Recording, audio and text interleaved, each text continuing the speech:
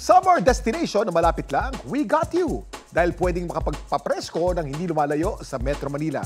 Yan ang kwentong kalye ni JM Encinas. JM! At sa ka naman napadpad ngayon, JM? Kuya Game, isang summer destination na naman ang ating pinuntaan kung saan dito natin makikita ang mga init na init nating mga kapuso. At ngayong Thursday dito sa Rodriguez Rizal ang ating gala para masilayan yung pasyalan na kanilang pinagmamalaki, ang Wawa Dam. Kung saan may tubig, siguradong nandun ang karamihan.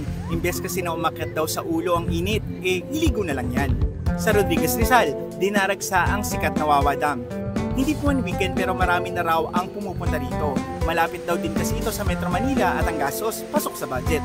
Bago makarating sa mismong dam, kailangan muna nating maglakad o mag-trek ng 15 to 20 minutes. Safe naman yung paglalakad dito dahil kung nakikita nyo, may mga steel railing na nakabakod.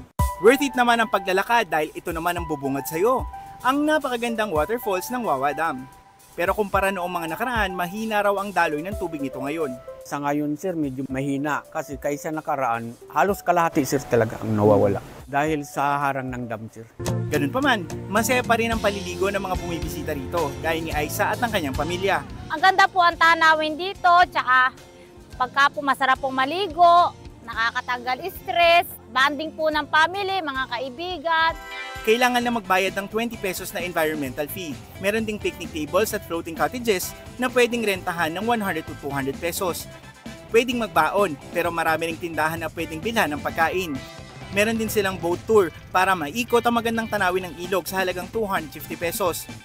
Pinapaalala rin ng DNR ang pagsunod sa mga babala at paalala sa mga maliligo.